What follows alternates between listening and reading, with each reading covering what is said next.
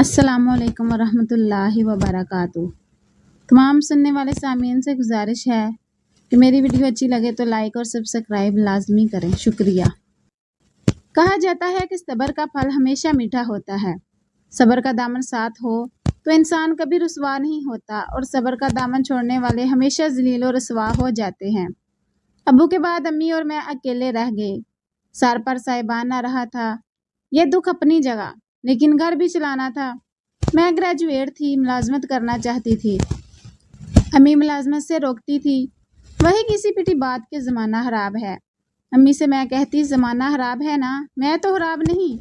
आप मुझे सर्विस करने दे। ये जो 4 पैसे अब्बू की जमा पूंजी के रह गए हैं, ये भी 4 दिनों में ही ख़त्म हो जाएंगे। उसके बाद हम क्या करेंगे? तब भी तो मुझको जॉब ढूंढनी पड़ेगी, तो अभी क्यों नहीं? बड़ी मेहनत से अम्मी को मनाया और एक सहेली के तवस से जॉब मिल गई जहाँ फारिया नौकरी करती थी। उसने अपने बॉस से मेरी सिफारिश की।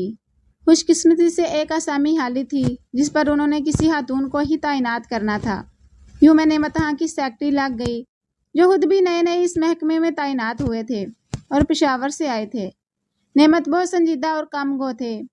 हर एक से अखलाक से मिलते, लेकिन अपने ऑफिस में काम करने वाली लड़कियों से बहुत कम बात करते थे।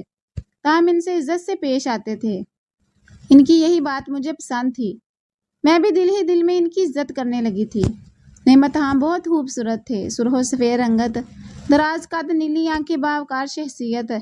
जवानी में स्याह दाढ़ी इनके चेहरे पर खूब सजती थी। रख रखाव से किसी आला खानदान के चश्मो चिराग मालूम होते थे। उस दफ्तर में चूंकि एक तरह से मैं इनकी मावन के तौर पर काम कर रही थी, तभी इनके साथ मेरा ज़्यादा वास्ता रहता था। इनके साथ काम करते 2 साल गुजर गए। 2 सालों में एक दिन भी उन्होंने कोई ऐसी बात ना की जो मुझे बुरी लगी हो। वो मेरा इस कदर ख्याल करते जैसे मैं इनके घर की खवातीन में से हूँ। उनकी बुलंद अखलाकी ने मेरे दिल में उनके लिए मोहब्बत की ऐसी शमा जगा दी जो मुझको अंदर ही अंदर मोमबत्ती की तरह पिघलाने लगी। नेमत आँ की संजीदगी और शराफत के सामने उम्र भर भी इस बात की जुर्रत न कर सकती थी कि अपने दिल की बात इस पर ज़ाहिर कर सकूं। उसके बावजूद मेरी इबादत में खुद बखुद ये दुआ शामिल हो गई कि खुदावंद मुझको नेमत हाँ की शरीके हयात बना दे। इन्हीं दिनों मेरी वालदा सख्त बीमार हो गई और मुझको चंद रोज़ इनकी तीमारदारी की खातिर छुट्टी लेना पड़ी।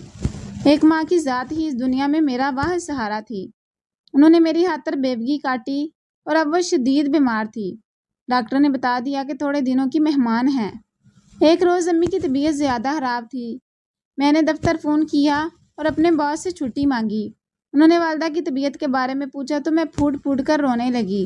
न जाने कैसे उनसे कह दिया कि नेमत साहब, वालदा तो मेरा साथ छोड़कर जा रही हैं। अब मैं इनके बगैर कैसे जीऊँगी? मेरा इनके सिवा इस दुनिया में कोई नहीं है। इंसानी हमदर्दी का अवलीन तकाजा था कि ऐसे हालात में जबकि मेरी माँ बिस्तरे मरग पर थी, अफसर मेरी दिल जोई को आते। मुझे नेमत से इस बात की तवक्का थी कि वो मेहरबान ऑफिसर हैं, लिहाजा वो आए भी। अम्मी जान से मैं अक्सर नेमत हाँ की तारीफ़ें किया करती थी। हर रोज़ एक एक बात की तफसील इनको बताती जो नेमत के बारे में होती थी। अम्मी जान यूँ गायबाना तौर पर मेरे इस अफसर को अच्छी तरह जानती थी। जब नेमत साहब को इल्म हुआ कि हम माँ बेटी को तो एम्बुलेंस करके देने वाला भी कोई नहीं है, तो वो रोज़ शाम को अम्मी की इयादत को आने लगे। एक रोज़ अम्मी ने नेमत साहब से कहा कि बेटा, मेरे बाद मेरी बच्ची का कोई नहीं है। मुझको इसकी बहुत फिक्र है। मेरे बाद तुम इसका ख्याल रखना। मुझसे वादा करो कि ख्याल रखोगे। एक मरने वाले की इल्तिजा को इस वक्त तो कोई भी नहीं ठुकरा सकता है। लिहाजा उन्होंने भी जी कहकर सर को झुका लिया। यूँ बातें करते करते नेमत साहब के सामने ही मेरी माँ की रूह परवाज कर गई। नेमत हाँ ने जिस तरह मेरी माँ की तजहीज़ व तकफीन में हिस्सा लिया, कोई भी नहीं कह सकता कि अम्मी जान का कोई बेटा नहीं था। अगर अपना बेटा भी होता तो इससे बढ़कर ना करता। अब मेरे ये अफसर साहब अच्छी तरह से मेरे मसाइल से वाकफ़ हो चुके थे।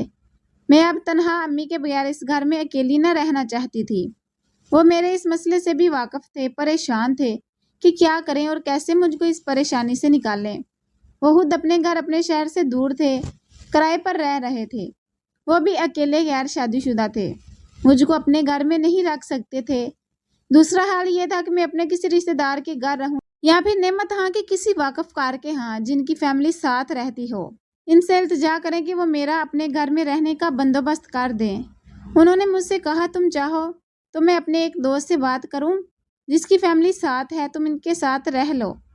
میں نے کہا نعمت صاحب، میں آپ کے سوا کسی پر اعتبار نہیں کر سکتی، صرف آپ ہی کو اس دنیا میں اپنے لیے قابل اعتبار سمجھتی ہوں، کیونکہ امی جان نے کہا تھا کہ ان کے بعد آپ میرا سہارا بنیں گے۔ نعمت صاحب سمجھ گئے کہ میں خود ان سے شادی کی درخواست کر رہی ہوں، کیونکہ میں جانتی تھی کہ وہ شادی شدہ نہیں ہیں۔ تم اچھی لڑکی ہو اور تم جیسی لڑکی کو سہارا دینا نیکی کا کام ہے، لیکن میں مجبور ہوں۔ میری منگنی عرصے قبل چچا زاد سے ہو چکی ہے، جو عمر میں مجھ سے 15 برس بڑی ہے۔ وہ گاؤں میں بیٹھی میرا انتظار کر رہی ہے۔ اس نے کہا کہ ہم شادی کر لیتے ہیں، میں ساتھ ہوں گی تو وہ لوگ بھی اپنا فیصلہ بدلنے پر مجبور ہو جائیں گے اور نعمت ہاں کو دوسری شادی پر مجبور نہ کریں گے۔ میں بھی منت سماجت کر کے ان کو روک لوں گی کہ وہ میرے شوہر کی دوسری شادی کر کے ہماری پرمسرت زندگی کو برباد نہ کریں، جبکہ نعمت خان آخری وقت تک منع کرتے رہے کہ تم مت چلو، ورنہ وہاں حالات اور زیادہ خراب ہو جائیں گے۔ مجھ کو وہاں لے جا کر گاؤں میں پابند کرنے کی یہ ایک چال نہ بن جائے۔ جو لوگ ان کو لے جا رہے تھے، ان میں 2 نعمت خان کے اپنے سگے بھائی اور تیسرا شخص اس کی منگیتر کا بھائی تھا۔ جب میں کسی طور نہ مانی تو نعمت نے کہا اچھا، جیسی تمہاری مرضی، مگر سمجھ لو کہ ہمارے رواج بہت سخت ہیں۔ یہ لوگ میری شادی میری منگیتر سے ضرور کریں گے، خواہ تم وہاں موجود ہو یا نہ ہو۔ یہ لوگ اس بات کی پرواہ نہ کریں گے، اور واقعی ایسا ہی ہوا۔ گاؤں پہنچتے ہی میرے سرتاج کے رشتے داروں نے اعلان کر دیا کہ فلاں دن نعمت ہاں کی شادی ہے، اور انہوں نے بغیر میری پرواہ کیے شادیانے بجانے شروع کر دیے۔ میں حیران تھی، یہ کیسے لوگ ہیں؟ میں نعمت ہاں کی منقوہ زندہ سلامت ان کے گھر میں بیٹھی تھی، اور یہ مجھ پر سوکن ڈالنے سے نہیں ہچکچا رہے تھے۔ یہ عورت بیٹھی ہے تو بیٹھی رہے، یہ اپنی مرضی سے آئی ہے، اور وہ جو نعمت ہاں کی منگیتر بچپن سے بیٹھی اس کا انتظار میں بوڑھی ہو رہی ہے، حق تو اس کا ہے، یہ نکاح تو ضرور ہوگا۔ پھر نعمت ہاں کی مرضی کہ وہ اپنی منقوہ کو ساتھ لے جائے یا یہیں چھوڑ جائے، اس پر کسی کو اعتراض نہ ہوگا۔ میں نے مارے تجسس کے نعمت ہاں کی منگیتر کو دیکھا، جس کا نام وہ شیزہ لے رہے تھے۔ وہ 45 سے اوپر کی ایک سنر سیدھا موٹی لیکن گوری چیٹی نیلی آنکھوں والی عورت تھی۔ وہ کسی صورت نعمت ہاں کے جوڑ کی نہ تھی۔ نعمت کا کوئی قصور نہ تھا، وہ تو اس لڑکی سے بالکل بھی شادی نہیں کرنا چاہتا تھا، مگر مارے باندھے سے نہ جانے کیوں یہ سب کچھ ہو رہا تھا، اور وہ بھی اس ترقی یافتہ صدی میں۔ اب تک تو میں یہی سمجھ رہی تھی کہ نعمت عین وقت پر کوئی ٹھوس قدم اٹھائیں گے اور یہ شادی نہ ہوگی، مگر یہ میری عام خیالی تھی۔ کچھ معجزہ نہ ہوا اور معمول کے سے انداز میں شادی ہو رہی تھی۔ مجھے موقع ملا تو میں نے نعمت سے رو کر شکوہ کیا کہ یہ کیا کرنے جا رہے ہو؟ تم تو عورتوں سے بھی زیادہ بزدل اور بے بس نکلے ہو۔ چپ چاپ تماشا دیکھ رہے ہو اور تماشا بن رہے ہو۔ تمہارے پڑھے لکھے ہونے یا افسر ہونے کا کیا فائدہ ہوا؟ میں جان دے دوں گی مگر یہ نہ ہونے دوں گی۔ یہ بھی کر کے دیکھ لو، اس نے کہا، ان پر کسی بات کا کوئی اثر نہ ہوگا۔ یہ لوگ اٹل فیصلے کرتے ہیں اور جو صحیح سمجھتے ہیں کر گزرتے ہیں، چاہے کسی کی جان جائے یا وہ پاگل ہو جائے، ان کو پرواہ نہیں۔ شکر کرو کہ انہوں نے تم کو اپنے گھر میں عزت سے بٹھایا ہوا ہے، نکال باہر نہیں کیا، اور نہ ہی مجھے تم کو طلاق دینے کا کہا ہے۔ تو کیا یہ بڑی عافیت کی بات نہیں ہے تمہارے لیے؟ اس نے مزید مجھ سے سمجھایا کہ میری منگیتر کے 4 بھائی ہیں، اگر میں نے شادی سے انکار کیا تو ان کی بندوقوں کی نالیاں میرے سینے پر ہوں گی، وہ نسل در نسل ہمارے دشمن ہو جائیں گے۔ میری جان لے کر ہی یہ قصہ ختم نہیں ہوگا، ہمارے چھوٹے بچے سبھی اس ہونہار مارکے کی لپیٹ میں آ جائیں گے۔ تم ہمارے قبیلے کی روایات کو نہیں سمجھ سکتی۔ میں نے کہا، ہم باغ نکلتے ہیں، یہ بھاگنے والوں کو پیٹھ دکھانے والے کہتے ہیں، یہ ان کی عزت نہیں کرتے۔ میں زندگی بھر نہ پھر گاؤں آ سکوں گا اور نہ اپنوں سے ناتا رکھ سکوں گا۔ ہماری گفتگو میرے بڑے جیٹھ نے سنی اور اس نے جا کر نعمت کے سالوں سے بات کی۔ انہوں نے کہا کہ ان کو بھاگنے کی ضرورت نہیں ہے، شادی کرنے کے بعد ہماری طرف سے اجازت ہوگی کہ نعمت ہم واپس اپنی شہری بیوی کے ساتھ چلا جائے۔ اگر ہماری بہن کو نہیں لے جانا چاہے گا تو ہم اس کو مجبور نہیں کریں گے۔ مرد کئی شادیاں کرتے ہیں، یہ کوئی جرم کی بات نہیں ہے، لیکن اس نے اگر ہماری بہن سے نکاح نہ کیا تو یہ جرم تصور ہوگا اور ہم اس کا بدلہ ضرور لیں گے۔ کوئی چارہ نہ دے کر مجھ کو صبر کا گھونٹ پینا پڑا۔ میری آنکھوں کے سامنے نعمت ہاں دولہا بنا، اجلا روسی میں گیا، دھوم دھام سے شادی ہو گئی۔ 3 دن میں سسکتی رہی، ساس نے مجھے دلاسا دیا، مجھے اپنے پاس اپنے کمرے میں سلایا۔ 4تھے دن ہم نے تیاری باندھ لی اور شہر کو روانہ ہوئے۔ نعمت کی نئی دلہن اس کے ساتھ نہیں تھی۔ مجھے اور نعمت کو میری سوکن کے بھائیوں اور میرے دیوروں نے رخصت کیا۔ وہ کافی آگے تک گاڑیوں میں ہمارے ساتھ آئے اور الوداع کہا۔ تب نعمت ہاں نے کہا کہ دیکھو، میں نے کہا تھا کہ ساتھ مت چلو۔ یہ سب ہنگامہ بھگتا کر میں واپس تمہارے پاس ہی آ جاتا۔ تم نے میری نہ سنی تو سب سہنا ہی تھا۔ اگر تم نے کوئی تماشا کھڑا کیا ہوتا تو تمہارے اور میرے دونوں کے حق میں برا ہوتا۔ شاید پھر وہ مجھ کو تمہیں طلاق دینے پر مجبور کرتے۔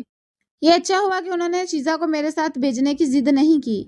دراصل یہ گاؤں کے لوگ بہو بیٹیوں کو شہر میں اکیلے بھیجنے کو برا جانتے ہیں، لیکن مجھے اب شیزا کو خرچہ بھی دینا ہوگا اور ہر ماہ 1-2 دن کے لیے گاؤں بھی جانا ہوگا۔ بولو کیا یہ تم کو منظور ہے؟ منظور ہے، میں نے کہا، کیونکہ نعمت میرا صاحباں تھا اور میں کسی حالت میں بھی ان کو کھونا نہیں چاہتی تھی۔ شیزا کو اولاد نہ ہوئی۔ اللہ نے مجھے اولاد سے نواز دیا تو میرے سسرال والوں نے مجھے قبول کر ہی لیا۔